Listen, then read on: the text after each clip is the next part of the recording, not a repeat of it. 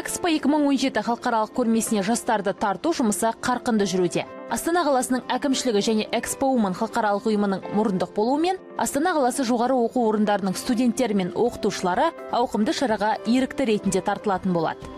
Осы біздің университетте студенті волонтерларды әзірлеп, экскурсоводтарды, шет тілі меңгеретін, ағылшын, қытай, басқа тілдерін меңгеріп, осы ертең келетін қонақтарға выставка ретінде, көрме ретінде соларды қаламызды таныстырып, мәдениетімізді таныстырып, сол үшін қазір үлкен әзірлікті бастадық. Аталған университеттің дизайн, қонақ үйесі, туризм секілді мамандықтары бойынша білім алып жатқан студенттер халықаралық көрмеге қатысуға бүгіннен бастап дайындалып жатыр.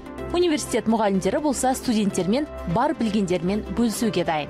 Қазақ технология және бизнес университетінде көптеген жаңа мамандықтар, туризм, менеджмент, ресторан, дело, гостиничный бизнес. Осы мамандықтар осы экспо кезінде үлкен бір көмек болады деген сенімдемін. Біз сол мақсатта осы студент жастар біз көп жұмыс жасаудамыз.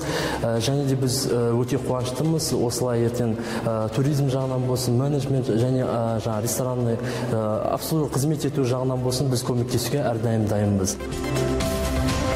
Экспо қосар үлесіміз орасан зор біздің.